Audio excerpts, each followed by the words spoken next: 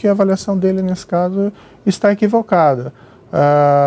Existe essa fantasia, né, de que o ex-presidente Lula, que foi condenado por corrupção e lavagem de dinheiro, teria sido excluído arbitrariamente das eleições por conta do processo criminal. Mas o fato é que ele está condenado e preso porque ele cometeu um crime. Mas a defesa do ex-presidente Lula entrou com um novo pedido de habeas corpus pela liberdade dele e pela anulação da ação penal do caso do Triplex. E o principal argumento é de que houve irremediável perda da imparcialidade. O senhor em algum momento temeu colocar em risco todo o trabalho feito até agora ao aceitar o convite para o Ministério? Não, veja, essa questão pertence hoje às Cortes de Justiça, não mais a mim. Mas eu proferi a decisão em relação ao ex-presidente Lula em meados de 2017.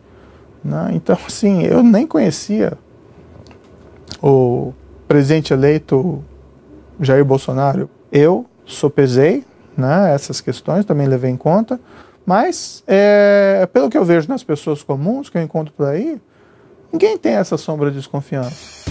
Na sexta-feira, depois dessa entrevista, o Conselho Nacional de Justiça solicitou que Sérgio Moro preste informações por suposta atividade político-partidária ao aceitar o convite para ser ministro. O juiz terá 15 dias para se manifestar.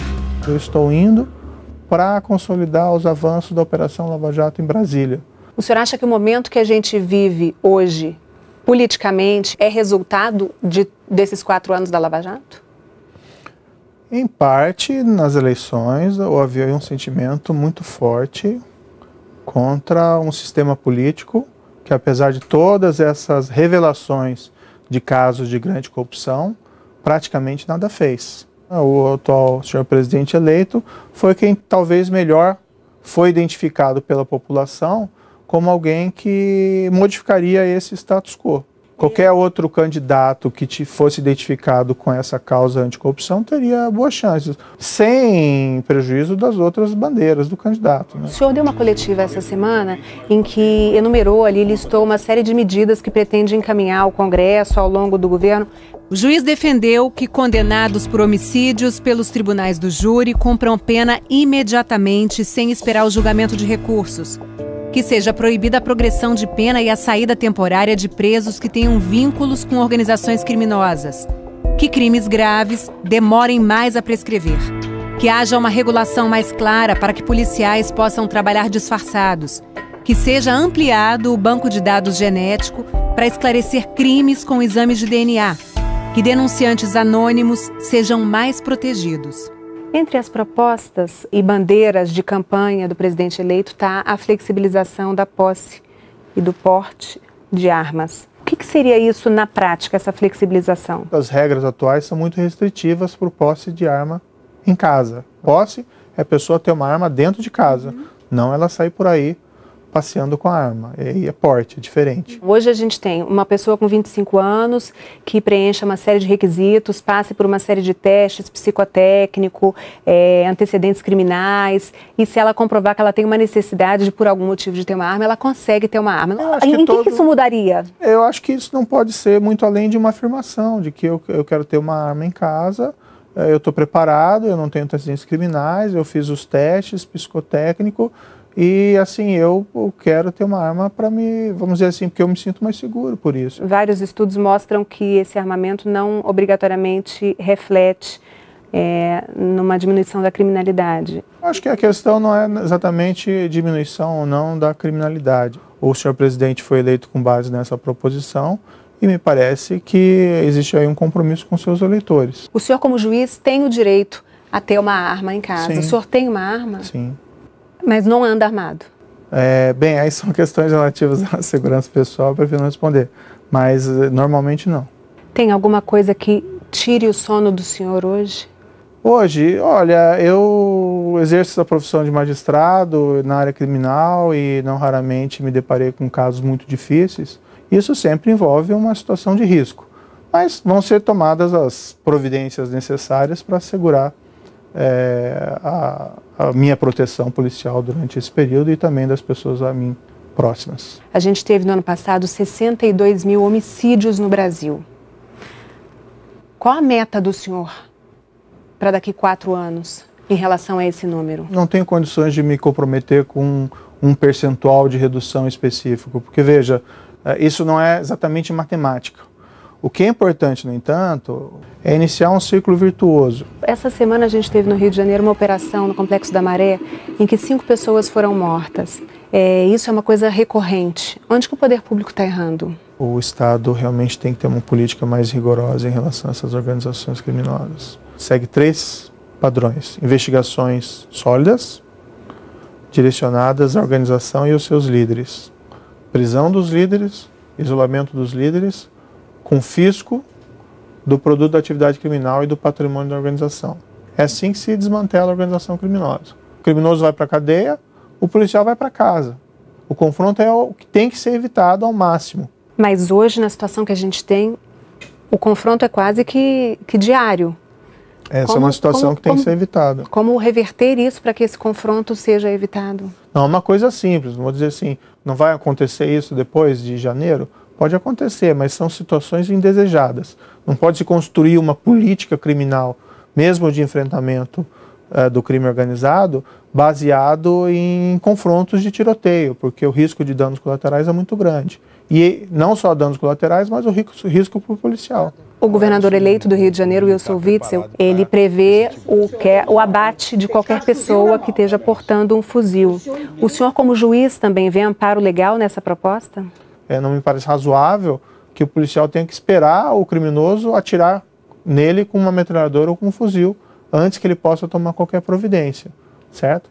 Eu tenho minhas dúvidas se isso já não é acobertado pela legislação, mas nós vamos estudar se é necessário uma reformulação da lei nesse sentido. Eu não tenho condições de agora efetuar uma crítica apropriada, porque eu não sei exatamente o que ele está defendendo. Ele está defendendo, inclusive, a compra de drones que possam ser usados para, por exemplo, se tiver um bandido numa comunidade no Rio de Janeiro com um fuzil na mão, para que se possa atirar. Ele diz que vai defender os policiais juridicamente para que isso seja feito. Eu teria que sentar com ele e conversar e entender exatamente qual que é o nível de concreção dessa proposta. Se está numa situação de confronto policial, com risco ao policial de ser alvejado num confronto, eventualmente. Não, a proposta dele vai além, desculpa. Mas assim, eu não sou assessor do governador. Não, é só para eu saber até que ponto. E assim, são declarações que ele deu em entrevistas e tal. Isso tem que ser conversado com mais, como é que se diz, cautela e ponderação para saber em concreto exatamente o que se pretende. Maioridade penal, redução da maioridade penal. O senhor vê como única possibilidade a redução ou, por exemplo, um aumento da pena que hoje é só de 3 anos? Bem, não existe uma posição fechada do governo em relação a isso é uma questão a ser discutida. Existe uma necessidade de proteger o adolescente. É uma pessoa em formação, é inegável. Por isso se coloca a maioridade penal em 18 anos. Mas também, eu acho que é razoável essa afirmação, de que mesmo um adolescente entre 16 e 18 anos já tem a compreensão de que é errado matar. Não é isso que resolve o problema da criminalidade. Mas tem que se considerar a justiça individual. Pense lá numa família que um dos membros foi vítima de um homicídio praticado por um adolescente acima de 16 anos. Então, as pessoas querem uma resposta do Estado institucional. E o sistema atual, que prevê sanções muito reduzidas para crimes dessa natureza de gravidade, é insatisfatório. O senhor fez uma defesa enfática das minorias, disse na coletiva que todos terão os direitos garantidos pela lei. O presidente eleito disse que ia botar um ponto final, acabar com qualquer tipo de ativismo. Vamos botar um ponto final em todos os ativismos do Brasil. Muita gente se sente ameaçada. Quais as garantias o senhor pode dar para a comunidade LGBT, para negros, mulheres, de que os direitos não serão retirados, de que essas pessoas não serão atacadas? Eu acompanhei todo o processo eleitoral e eu nunca vi, da parte do senhor presidente eleito, uma proposta de cunho discriminatório em relação a essas minorias. E eu não imagino, de qualquer forma, que essas minorias estejam ameaçadas. O fato da pessoa ser heterossexual, homossexual, branco, negro, asiático, isso é absolutamente indiferente. E nada vai mudar. Eu tenho grandes amigos que são homossexuais. Algumas das melhores pessoas que eu conheço são homossexuais. E não existe nenhuma perspectiva de nada que seja discriminatório a essas minorias. O governo tem que ter uma postura rigorosa contra crimes em geral, mas também em relação a crimes de ódio. Eu não poderia ingressar em qualquer governo se houvesse alguma sombra de suspeita que haveria alguma política dessa espécie. Outra questão de honra para o futuro ministro é o combate à corrupção.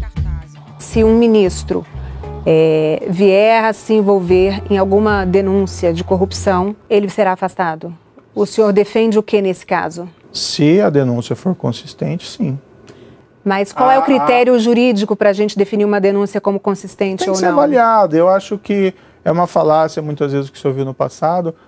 Tem que esperar o trânsito em julgado. O que o senhor defende? Se virar réu?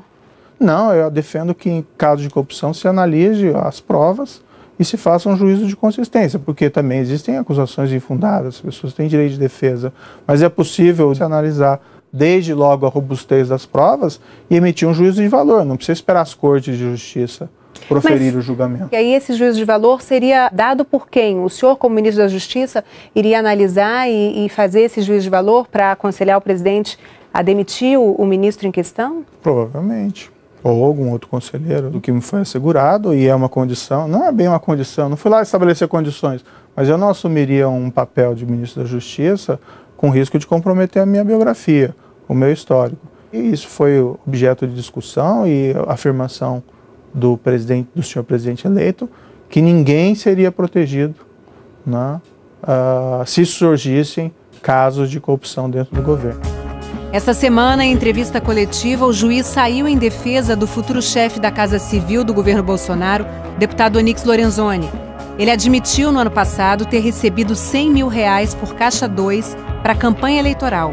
Ele afirma que já doou metade do valor para a Santa Casa de Misericórdia de Porto Alegre e que em breve doará a outra metade. Sérgio Moro diz que o deputado já pediu desculpas e que atuou a favor da aprovação de medidas anticorrupção no Congresso.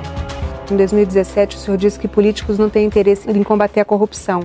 Como é que o senhor pretende fazer essa negociação com políticos que por muitas vezes, vão estar sendo aí investigados ou sendo réus em processos justamente de corrupção? Eu fiz essa afirmação em um contexto muito respeitoso. Apesar de todas as revelações desses crimes de corrupção, não via iniciativas significativas, com todo respeito, por parte do nosso Congresso Nacional.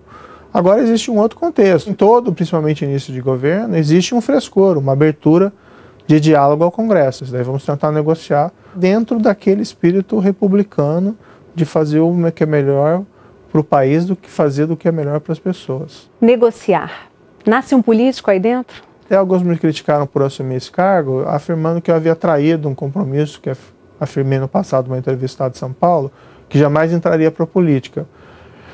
Eu posso estar sendo ingênuo, mas eu estou sendo absolutamente sincero quando afirmo, na minha visão, eu estou assumindo um cargo para exercer uma função predominantemente técnica. Eu não me vejo num palanque ou candidato a qualquer espécie de cargo em eleições. Isso não é a minha natureza. Há 4 anos, se alguém dissesse, o senhor vai ser ministro da Justiça daqui a 4 anos, o senhor concordaria com isso? Não, de forma nenhuma. A Operação Lava Jato, ela começou pequena, ninguém tinha ideia da dimensão que aquilo ia tomar. No fundo, foi meio um efeito bola de neve. Jamais poderia cogitar que haveria essa possibilidade de assumir essa posição.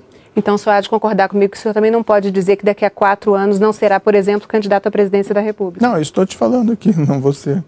Eu não sou um político que minto, desculpe, com todo respeito aos políticos, né? Existem bons e maus políticos, mas existem maus políticos que às vezes faltam com a verdade. Eu não estou faltando com a verdade. Mas o senhor então é um político do tipo que não mente?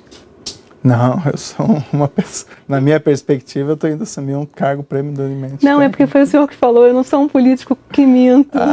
Não sou nem um político e não minto. Eu acho que a profissão da política é uma das mais nobres que existe. Você receber a confiança da população, do voto. Às vezes essa confiança é traída, mas é uma das mais belas profissões. Não tem qualquer demérito nisso, é só uma questão mesmo de natureza e perfil. O senhor mais de uma vez já falou que vai estar subordinado à palavra final, que é do presidente eleito Jair Bolsonaro. Se chegar numa hora em que vocês divergirem em absoluto, Depende sobre o quê, né? Quem foi eleito foi o senhor presidente. E, eventualmente, se acontecer uma situação dessa, ele pode desejar me substituir por alguém que possa cumprir uma política que, eventualmente, eu discorde em absoluto. Eu vou assumir esse cargo em janeiro, não com a perspectiva de ser demitido, mas com a perspectiva de realizar um bom trabalho e ter uma convergência com o presidente eleito. Mas se tudo der errado, eu deixo daí também o cargo ministerial e certamente vou ter que procurar me reinventar no setor privado de alguma forma. E o Supremo? Às vezes até um pouco delicado ficar falando em Supremo quando não existem vagas. É uma perspectiva, uma possibilidade que se coloca no futuro. Quando surgir uma vaga, o meu nome pode ser cogitado, assim como o nome de várias outras pessoas. A gente está conversando aqui dentro do seu gabinete da Justiça, mas oficialmente o senhor está de férias. E tem recebido críticas porque já está trabalhando, atuando como futuro ministro. Há quem veja nessa situação, que ela fere o princípio da legalidade e da moralidade. O que o senhor tem a dizer sobre isso? Olha, eu já anunciei publicamente que eu vou pedir a exoneração. O que a Constituição proíbe é que um juiz, certo, assuma uma posição, um cargo no Executivo. Eu não estou assumindo nenhum cargo. Eu estou apenas, assim, colaborando para a formação de um futuro governo. Mas na prática o senhor já não está trabalhando como futuro ministro? Não, eu não estou praticando nenhum ato oficial. E eu tenho recebido, por conta dessas políticas que nós queremos implementar lá em Brasília, diversas ameaças. Vamos supor que daqui a alguns dias eu peço a exoneração, daqui a alguns dias acontece alguma coisa comigo, um atentado. Eu tudo bem, morro lá, faz parte da profissão, não gostaria, né, evidentemente.